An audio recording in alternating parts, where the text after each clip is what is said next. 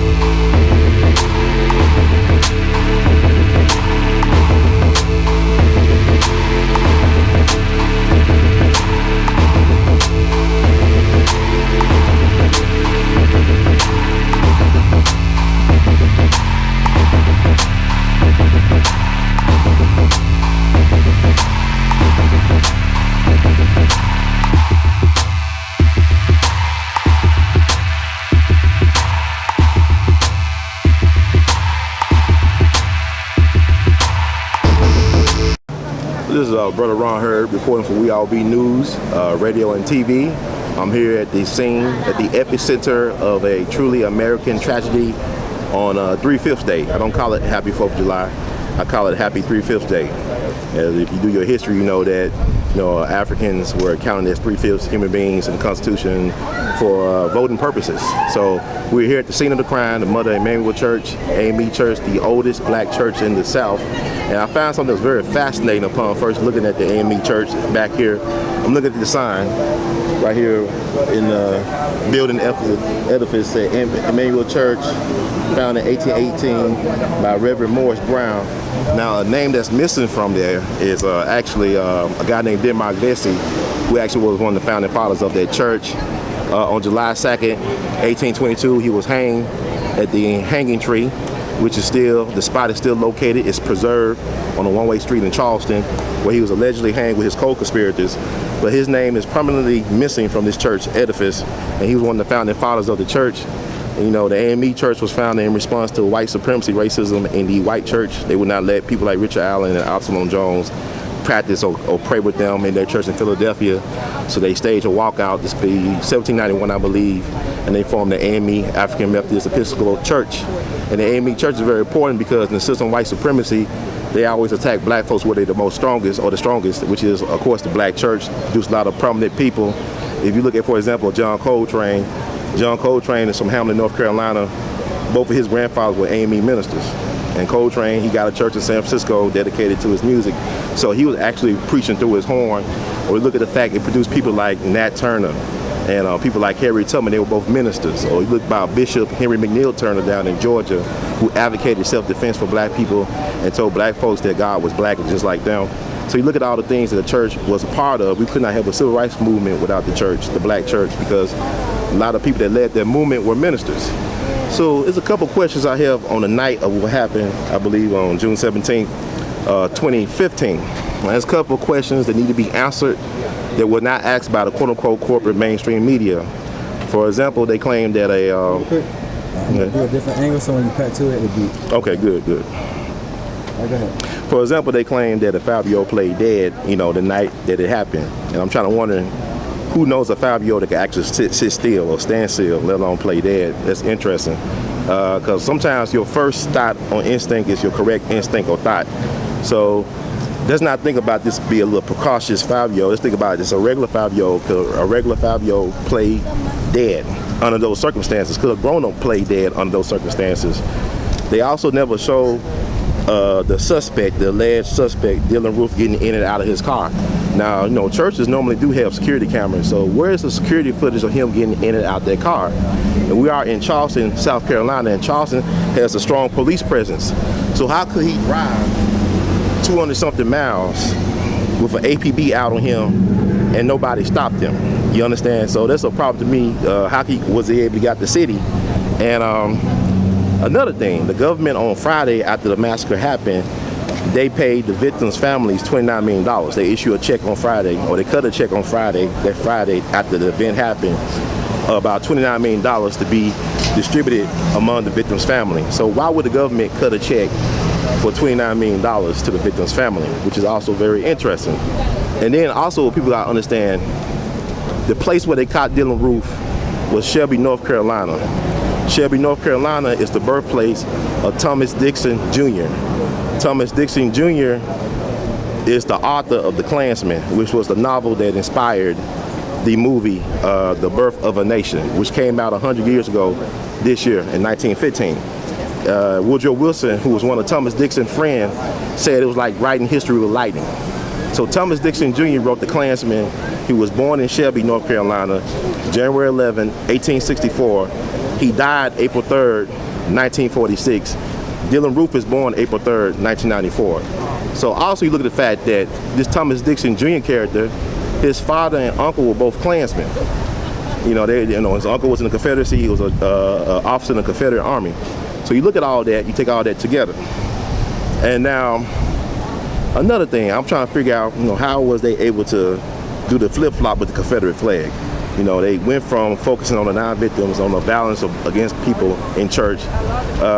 This week, since last week, we had over 6 black churches catch on fire throughout the South, which is very interesting. And, you look at the history of this country of white supremacist assault, they normally start where black folks are the strongest, which is our black churches. So whether it be the 4 little girls,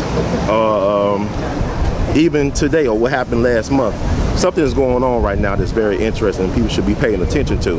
They're not paying attention to.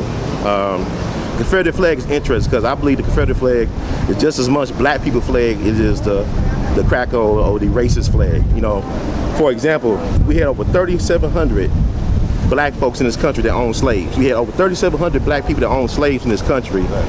Majority of them lived in New Orleans, in Natchez, Mississippi, and also in Charleston, South Carolina. So you had over 3,700 black folks that owned slaves in this country, and they was with the Confederacy. You also had black soldiers fighting the Confederacy before they fought for the Union Army. In the first battle of the Civil War, the Battle of Manassas or the Battle of Bull Run, you had black soldiers actually fighting with white Confederate soldiers. You had Stonewall Jackson leading soldiers. How we know about this is because people like Frederick Douglass, who was there at the Battle of Manassas or Bull Run, talked about it in his media outlet. He talked about seeing black soldiers fighting alongside white soldiers to help with the victory.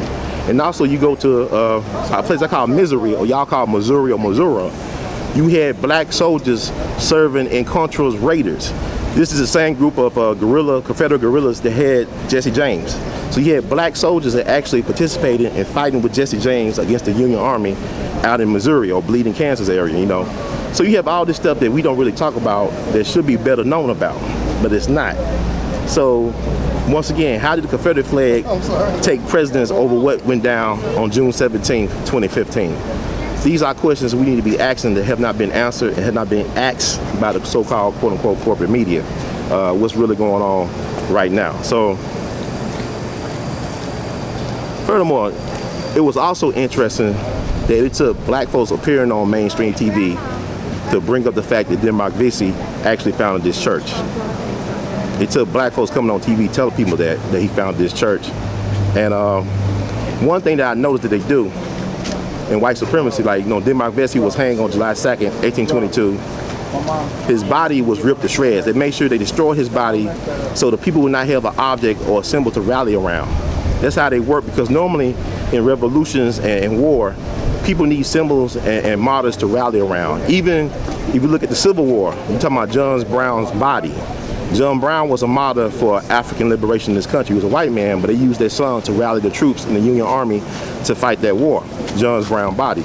So what happened to Denmark Vesey body? We don't know what happened to it. But the tree or the spot that he was hanged is still permanently preserved by Charleston on a one-way street. It's called the Hanging Tree. The original tree was cut down, but they got a new tree in its place. So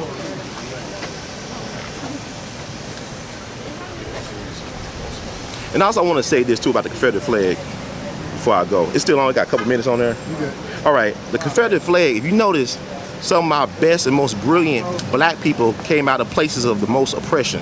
If you look at South Carolina, you look at the Confederate flag, how it's flown over the state government, it hasn't been flying there since the early 60s in opposition against integration. So it hasn't been flying there for long, but it was a sign of white supremacy, racism anyway, but you look at the conditions that these places produce. Like you look at Charleston, it produced a Denmark Vesey, but also it produced a Bumpy Johnson, who was the Harlem Godfather. And you look at the state of South Carolina, it produced somebody like Mary McLeod Bethune. Mary McLeod Bethune actually founded her own HBCU. Most HBCUs were founded by white people, historically black colleges and universities. She actually founded Bethune-Cookman with just $1.25 in the bank. She acquired real estate and became the close confidant and advisor of presidents. This is a woman, a black woman from the fields of South Carolina, did all these things. And also you look at South Carolina, it produced people like Lee Atwater, who was the guy responsible for training Karl Rove, Bush's brain. Lee Atwater was the reason why George Bush Sr. won the 1988 election, because he used this commercial about this guy named Willie Horton. But also he's the reason why Reagan won in 1980, because he was the campaign advisor. And actually Reagan announced his nomination for the Republican Party ticket from a place called Neshoba County, at the Neshoba County Fair down in Mississippi. That's where the 3 civil rights workers of Swerner, Cheney, and Goodman were murdered and lynched and buried. So he announced his nomination for President of the United States from Neshoba County, Mississippi back in 1980. So Lee Atwater was produced from South Carolina, and not only that, Lee Atwater also was a blues musician. He played songs and cut albums with people like B.B. King. He owned his own barbecue joint. He did all these things. He also was on the board for Howard University until the students protested and they kicked them out or removed them from the board. So these are the type of people that come out of South Carolina. Same thing with Mississippi. A lot of very prominent black athletes, scholars, business people come out of Mississippi. You can think about Oprah, Walter Payton, people like that. So the places of the most oppression tend to produce the greatest individuals in terms of color, people of accomplishment. They say pressure produces diamonds, right? Irritants produce pearls. So that's all I want to say right now. Thank you.